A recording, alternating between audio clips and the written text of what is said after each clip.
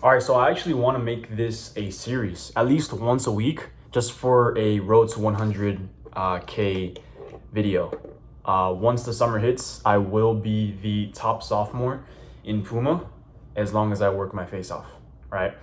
So sometimes while I'm on turf, sometimes I doubt myself, right? Right now I'm at 25 FP plus. My goal is to get 200 EFP, FP plus, I'm sorry, by the end of the summer. With that, I should have the revenue of $169,000, right? That will completely change my life. And sometimes while I'm on turf, like, sometimes I'll be like, damn, man, I'm not a good salesman. Sometimes I'll doubt myself, right? So this video is just to remind myself how good of a salesperson I actually am and how persistent I am. And I just want to tell myself the stories of how I actually got these sales. So I'm actually just on my iPad going through my organizer. So this just shows you all of your sales that you've previously gotten. So this was Yolene Mendoza, right? This was my first sale in the preseason.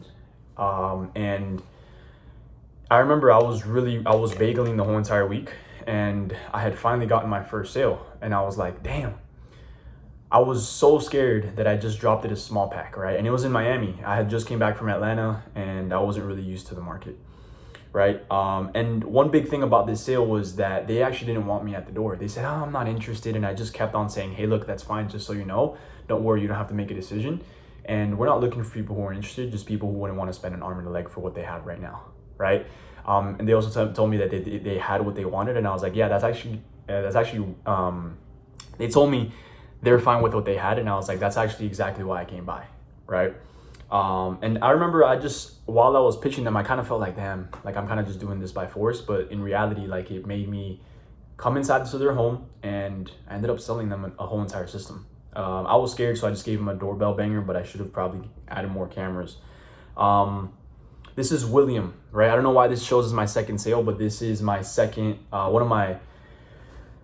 this was a battle. So this was in Lehigh, and what had happened in Lehigh was, man, I was just like bageling like a motherfucker, man. Just bageling like crazy. And I finally, I just kept it going. I kept it going, and I just would not stop. I was relentless, right? I was relentless. And I finally found this guy who had gotten his car broken into, but he wanted to know the price, and he needed his wife there. And I went inside his house, and it smelled like absolute shit. So I tried to go transition to the backyard through the outside of the house, and there was no tables in the back. But I ran his credit. I was like, man, like let me at least run this guy's credit.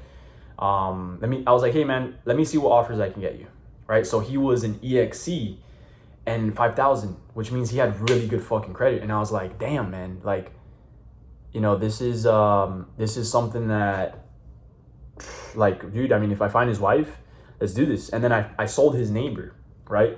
His neighbor, Jason, his wife had came out the door, and I was like, hey, can you call Jason for me?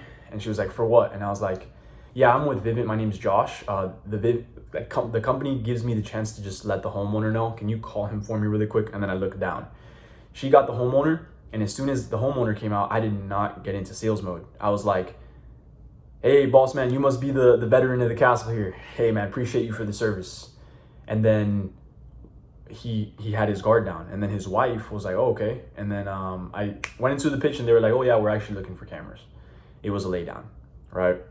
And when I dropped price, he looked at his wife, but I just stayed quiet, right? So another part of being a great salesperson, right? Breaking preoccupation, staying quiet during the sale. What else? Let's see. This is Rosanna. Oh my goodness. So how I got this sale was that I was in the hood, right? I was on fire, and I was like, I made an appointment, right? Because while I was at the closing table, they had kids, they had a ton of people that just came in the house, and I was like, look, I'll come back at a better time. I came back the next day, and I told them, they were like, oh no, right now is not a good time. And I was like, look, I'll just leave you with the information on paper. This time the daughter wasn't there, and I was like, damn, I hit them with thumbs up, thumbs down. And then once I dropped price, I showed them that they got the craziest deal. I actually dropped them very, very low, right? For 4 cameras. It was a 135 pack. And then she was mid. Honestly, it was a laydown, but I had to pull back a lot. And I was like, look, like you can call the corporate number if you want. And then I started standing up, and she was like, wait. Like, this is the last day to get this price? And I was like, yeah. And I didn't really care. So I think that was really good. And I gave her free DVR and all that. So wait, I didn't even explain William B. Rose. So what happened with William was that he didn't want to do it. And then I told him about the monthly bill comparison compared to his priorities. And he kind of was like, And I was like, look, what would make sense for you? Right? And I gave him a price, but then they were like, So then I downsold them to just the outdoor camera with a doorbell with the spotlight. I took off the DVR. I gave him the 90 days. And then when they were going through the documents, he was uncertain because he didn't want to have automatic payments. So I called Tyrone and I was like, which is one of my veterans, one of my teammates, for those watching right now. I called him on the phone and I was like, hey, Tyrone, like, can you just reassure my customer about what, like how we don't do automatic payments unless you want to? And then he reassured him and then he was like, all right, let's do it, man. I was like, all right, man, let's do it. I was just so freaking persistent, man. I was really, really persistent. Yeah, man, I mean, there's a lot of sales right here. Look, Yolene, you got William B. Rose, Rosanna, Ricardo. He was an upgrade. Not really worth telling the story. Melissa. They're just like, what's the price? What's the price? And then the daughter left and I thumbs up, thumbs down her twice. She was down for it. She was more of a lay down. Maria M. Lozano. So this lady right here, she was in Lehigh. And she had trust issues because she had solar and ADT screwed over before. And it kept going up. Bill kept going up. And I had to just build trust at the door. I built a lot more rapport. And I knew it was going to take a little bit more time to transition in the home. As soon as I got to the house, I broke preoccupation on the garden, right? Where's the best? I didn't see the sign for the best garden in the neighborhood, right? Marcos Para. So this, I did a really good job at staying persistent at the door. He was like, yo, like I got my kids here. And then I tried to transition and he was like, yeah, do you have a business card? And I was like, absolutely. I'll go ahead and leave you with what you want with a price on it. And then my phone number, so you could just give me a call back if you're interested. Right? Do you have a table I could borrow? Do you want my shoes off or on is fine. And then I just went inside and I was kind of nervous. I really was. I was like, damn, man. And I thumbs up, thumbs down him twice. And man, I got the sale. He was like, I was looking for a security system, right? My family has Vivint. If it weren't for me being persistent at the door, I would have never known that, right? People will try to shoo you away at the door. You need to be really, really persistent at the door. You can't just be lazy with it. And I think that's a huge thing that you need to start learning too, man, because you've just been soft at the doors recently, right? May Stevens. So she had trust issues too. She's a 92-year-old lady right here. 92-year-old lady. You were able to sell her. How? Man, you were joking at the doors, right? She barely even opened up the door, right? She was in need of an upgrade, right? So she barely had anything and she only had a doorbell. That's it. And I was like, you know what? Let me knock on her door. I knocked on her door. She was like, what do you want? And I was like, I want toothpaste for my teeth. I need to brush my teeth. I started laughing, right? And then I started messing around with the cards. I was like, hey, look, we're going to take care of all the out-of-pocket costs if you let us play cards with you guys. Oh, I don't play cards. No, I'm just messing with you. Started smiling, right? And then I was like, hey, look, I'm with your alarm company, right? Like, we're going to take care of all the out-of-pocket costs. And she was like, she just let me inside. And then another thing that I did really good was I involved her daughter because she was a really old lady. And I spoke very, very slow. Very, very slow. And I called the daughter and I just did the whole process with the daughter. You're a good salesperson. Like, you're a good salesperson because of this evidence, man.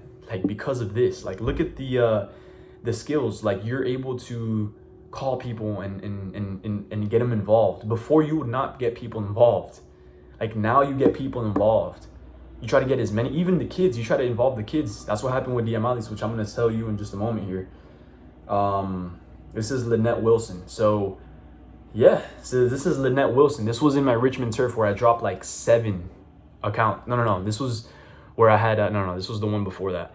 I had just came back from a trip from Nicaragua and I really didn't want to knock, but I just started knocking and she came out the door and she was like, hey, like, there was this lady that came out with her son.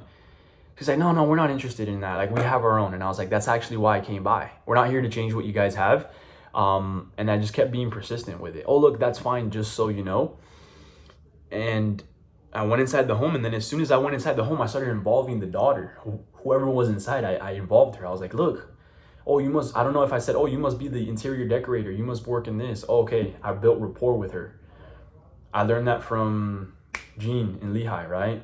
You build rapport, calm down with people, right? Slow down, slow down. Don't just try to go to the next step. Every single step, you build a little bit of rapport, right? So right there, Lynette Wilson, that was, once I dropped price, like, oh yeah, a big thing that I did, I controlled the situation because she was the one who was working and she was in and out, in and out. And I was like, look, we ask for a thumbs up or thumbs down. Like, when I give you the price, you're not gonna have to go back here, right? I don't know. Well, look, all I need is just 3 minutes of your undivided attention. That's all I need. And then I gave her the price. And she did not go back when I dropped price because I told her straight up, I was like, hey, listen, like, I need your undivided attention here, okay? Damn, this is a lot, man. This is a lot of work. Jose Munguia, this was a third look. Two Nicaraguan ladies. I had to transition. I had to use my assuming transition skills here because I remember it was just two girls and I had to involve the daughter as well. No, it was like a cousin or something like that. Like, they were renting. Yeah, man, that's hard work. John, Sarah sent me. This guy was Jamaican, so he was also on my Richmond turf. He was cool because I knew Sarah, and Sarah did not want it at all. But I kept persisting with Sarah. I went inside the house and I was like, hey, like, you know, da da da da da da da da. She was like, nah, I'm not gonna do anything like that. I'm retired. And I was like, all right, cool. Your neighbor here, is he cool? Yeah, that's John, Jamaican guy. I was like, Jamaican, let's go. So I didn't catch him that day, but the next day I had caught him. Or I think it was when I came back from a blitz, and he goes, yeah, man, like, everything's cool. I thumbs up, thumbs down him twice. And I think that thumbs up, thumbs down twice really does help out a lot, man. It helps me get a decision. So, or it's just more of like, oh, there's no other decision makers. I need to be here. Because they can also hit me with, I need to think about it. So that's really why I do thumbs up, thumbs down twice. Because then if they hit me with, I need to speak to someone else, I know it's, that it's not that's a fake objection. I know it's a fake objection.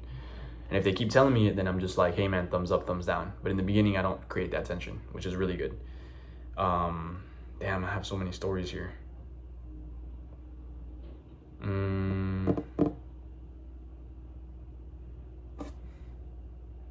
So he didn't want to do it until I used the Johnny Caruso top priorities and monthly bills. And he said it's top priority and it's one of his lowest bills. And I was like, why just do it while we're taking care of all the upfront costs? Jennifer Duarte. And I was really tired that day.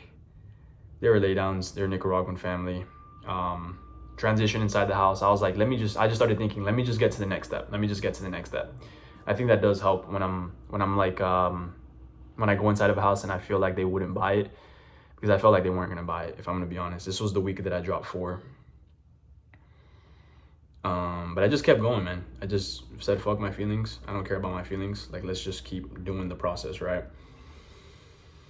One big thing that I did here was I had him sit down. When I sat down on his table, I was like, hey, man, look, like, siéntase. Yo sé, es la casa de usted. Usted se puede sentar. And then I smiled. So that helped out a lot. And a big thing too, when I ran credit, I didn't tell him it was credit. I was just like, hey, look, what's your last 4? Okay, he was a third look. Okay, what's your secondary contact? Okay, what's her last 4? She was a mid. And I was like, all right, awesome, perfect. Going straight into it, right? So that's Francisco Everett. Man, this guy was crazy. So he was a referral. And what had happened with the referral was that he was cool until I dropped price. And then he said, let me think about it. He said he didn't want to do it right now because they were going to paint his walls. He also said, I want to talk to my daughter. And he's not going to make a decision today. Right? So how did I get over this? So I used the monthly bill, right? The Johnny Caruso. What I also did was, oh, like, what would your daughter be opposed of? Oh, no, the price is awesome. Like, he didn't want to tell me that it was the price. Until, like, I just kept asking him questions, asking him logical questions. And I was like, look, man, I hit him with the competition clause. Look, we're going to go to Mexico in 3 days. Like, I know you love the system. You're going to be able to take off the panel, right? You're going to be able to do whatever you need. And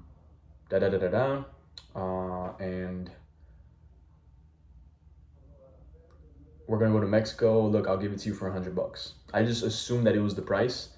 And I was like, let me just verify. We're just going to verify if you're the homeowner here. What would be your first and last name? And that's it. That was this week that just passed by. Evelyn, oh my gosh, there's so many sales here. Evelyn Dyer. Oh my gosh, man. Evelyn Dyer. Whew. Man, there's so many sales here. It's crazy. What I'm going to do is I'm going to upload this video first, and then we're going to get part 2 later. All right? Love you, brother. Just know that, hey, man, you're a great salesman. And it's because of the fact that you're persistent. It's because of the fact that you study. It's because of the fact that you go to training. And, man, like, you just work your tail off. Like, dude, whenever you doubt yourself, just remember this. Remember this, right? Like, you are persistent. You are pleasantly persistent.